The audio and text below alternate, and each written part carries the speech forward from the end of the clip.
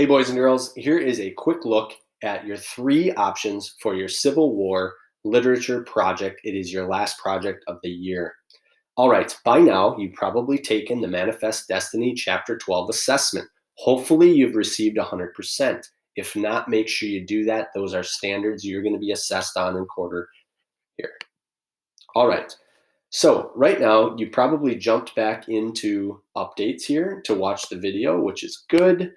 And here are your three novels. We'll start off with the shortest book. It's 89 pages. It's called I Survived the Battle of Gettysburg. I would say it's a medium level read. It is the story of Thomas and Bertie, who are some slaves in the South, and how they escape and earn their freedom. And what they do is they escape slavery, obviously, and they earn their freedom by meeting up with a Union officer who basically protects them. And Thomas ends up having to be separated with Bertie, obviously, from the Union officer who is called the battle. And Thomas has to go out and kind of seek him and find him so that they're safe.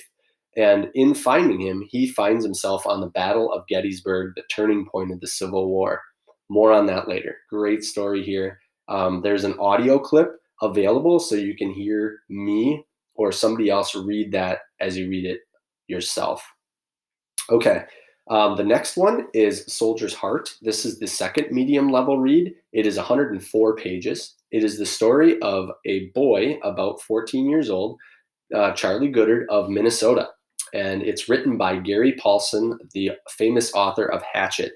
And in this story, Charlie joins up underage to go fight for the North, the Union side, or the Blue Coats. And he goes through several battles. He's very descriptive in what he sees on the battlefield as a historical fiction novel storyteller. And at the end, you get a glimpse of what life is like after the war for Charlie. So he survives, but it comes at a great cost. The hardest read is 127 pages. It is Behind Rebel Lines. And ladies, this might be a good one for you, but guys, you can jump in at it as well. But it's about the story of Emma Edmonds, who was a Northern spy who would often dress up as a Southerner, either a lady or even a slave. Get this, even a slave. And it is based on a true story.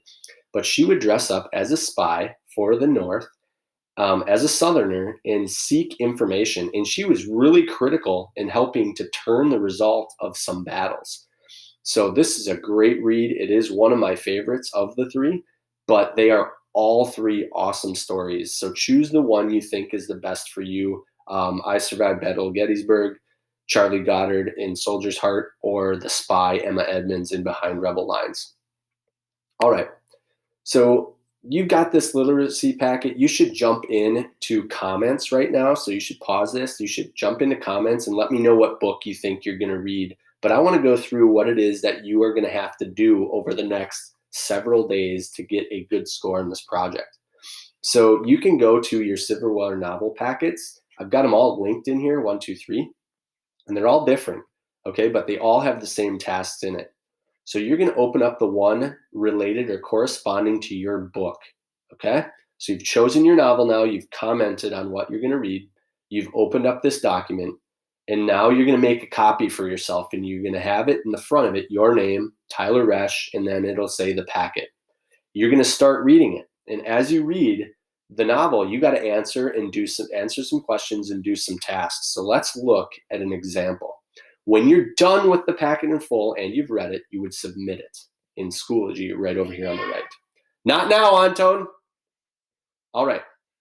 So here's a story of Emma Edmonds and your tasks.